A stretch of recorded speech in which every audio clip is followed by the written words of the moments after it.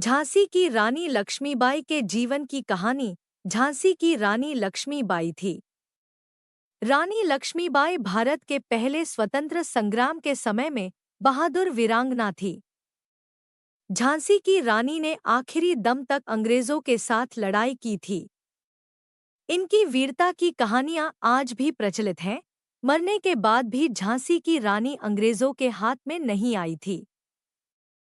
रानी लक्ष्मीबाई अपनी मातृभूमि के लिए जान न्यौछावर करने तक तैयार थी। मैं अपनी झांसी नहीं दूंगी।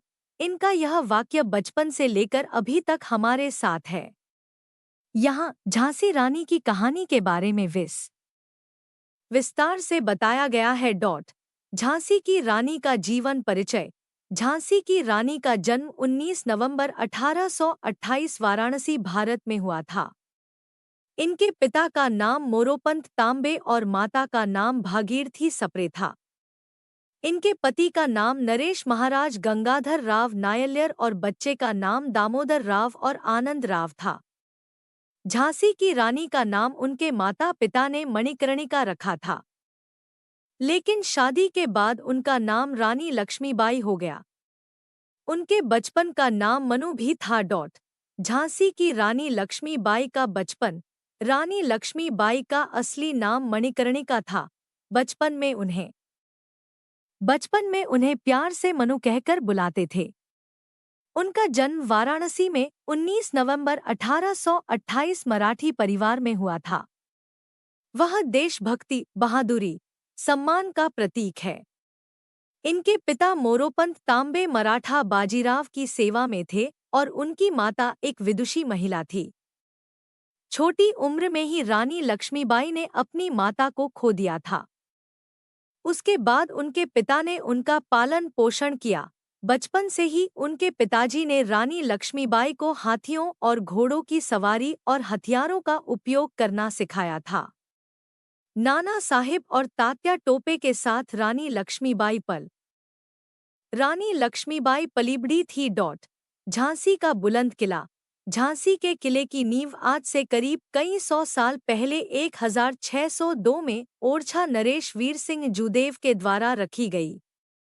ओरछा मध्य प्रदेश में एक कस्बा झांसी से 18 किलोमीटर की दूरी पर स्थित है।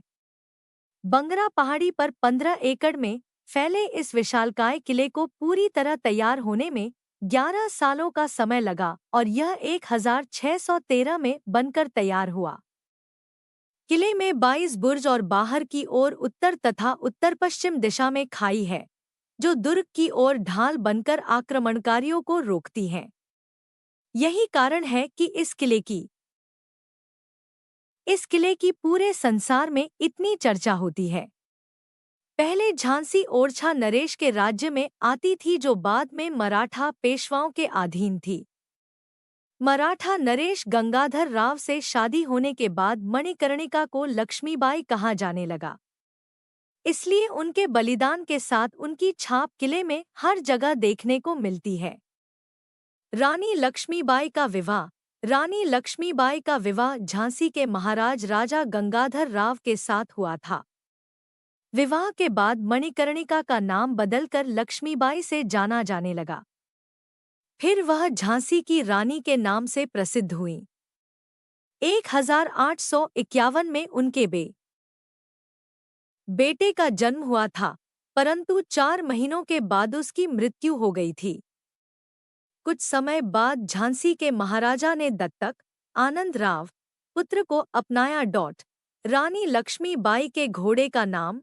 महल और मंदिर के बीच जाते समय रानी लक्ष्मीबाई घोड़े पर सवार होकर जाती थीं या फिर कभी-कभी पालकी द्वारा भी जाती थी। सारंगी, पवन और बादल उनके घोड़े में शामिल थे। 1858 में इतिहासकारों के अनुसार यह माना गया है कि किले की तरफ भागते समय रानी लक्ष्मीबाई बादल पर सवार थी। रानी लक्ष्मीबाई के पति की मृत्यु 2 साल बाद सन 1853 में बीमारी के चलते हुए उनके पति की मृत्यु हो गई थी। बेटे और पति की मृत्यु के बाद भी रानी लक्ष्मीबाई हिम्मत नहीं हारी। जब उनकी पति की मृत्यु हुई थी तब रानी लक्ष्मीबाई की उम्र केवल 25 वर्ष थी। 25 वर्ष की उम्र में ही उन्होंने सारी जिम्मेदारियां संभाल ली थी। रानी लक्ष्मीबाई का उत्तराधिकारी बनना। जब महाराजा गंगाधर राव की मृत्यु हो गई थी, ब्रिटिश लोगों ने कानूनी उत्तराधिकारी के रूप में उसे स्वीकार नहीं किया था। उस समय गवर्नर जनरल लॉर्ड डलहौजी एक बहुत ही शातिर इंसान था, जिसकी नज़र झांसी के ऊपर थी। झांसी के ऊपर कब्जा करना चाहते थे क्योंकि उसका कोई वारिश नहीं था। परंतु झांसी की रानी इसके खिलाफ थी। वह किसी भी हाल में किला नहीं देना चाहती थी। रानी को बाहर निकालने के लिए उन्हें 60,000 वार्षिक पेंशन भी दी जाएगी। झांसी की रक्षा करने के लिए रानी लक्ष्मीबाई ने एक मजबूत सेना को इकट्ठा किया। इस सेना में महिलाएं भी शामिल थीं। कुल 14,000 विद्रोह को इकट्ठा किया और सेना बनाई थी। रानी लक्ष्मीबाई की कालपी की लड़ाई 23 मार्च 1858 को झांसी की लड़ाई शुरू हो गई थी। अपनी सेना के साथ मिलकर झांसी को बचाने के लिए रानी लक्ष्मीबाई ने लड़ाई लड़ी थी, परंतु ब्रिटिश लोगों ने उसकी सेना पर अधिकार कर लिया था। फिर इसके बाद अपने बेटे के साथ रानी लक्ष्मीबाई कालपी चली गई थी। कालपी जाकर उन्होंने तात्या टोपे और दूसरे सभी विद्रोहियों के साथ मिलकर एक नई सेना बनाई थी। झांसी की रानी की मौत कैसे हुई?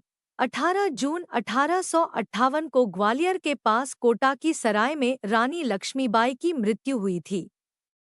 रानी लक्ष्मीबाई को लड़ाई करते समय ज्यादा चोट तो नहीं लगी थी, परंतु काफी खून बह गया था। जब वह घोड़े पर सवार होकर दौड़ रही थी, तब एक बीच में एक नाला पड़ा। रानी लक्ष्मीबाई को लगा अगर यह नाला पार कर लिया तो कोई उसे पकड़ नहीं कर पाएगा। परंतु जब वह नाले के पास पहुंची तब उनके घोड़े ने आगे जाने से मना कर दिया। तभी अचानक पीछे से रानी लक्ष्मीबाई के कमर पर तेजी से राइफल की गोली आकर लगी, जिसके कारण काफी ज्यादा खून निकलने लगा।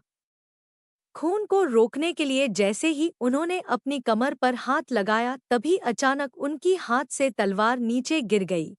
फिर वापस अचानक से एक अंग्रेजी सैनिक ने उनके सिर पर तेजी से वार, जिसके कारण उनका सर फूट गया। फिर वह घोड़े पर से नीचे गिर पड़ी। कुछ समय बाद एक सैनिक रानी लक्ष्मीबाई को पास वाले मंदिर में लेकर गया। अभी तक थोड़ी थोड़ी उनकी सांसें चल रही थी। उन्होंने मंदिर के पुजारी से कहा कि मैं अपने पुत्र दामोदर को आपके पास देखने के लिए छोड़ रही हूँ। यह बोलने के बाद उनकी सांसें बंद हो गईं। फिर उनका अंतिम संस्कार किया गया। ब्रिटिश जनरल हयूरोज ने रानी लक्ष्मीबाई की बहुत सारी तारीफ में कहा था कि वह बहुत चतुर, ताकतवर और वीर योद्धा थी।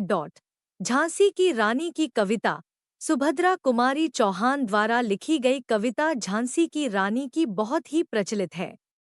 झांसी की रानी के ऊपर बहुत सारे देशभक्ति के गीत भी लिखे गए हैं।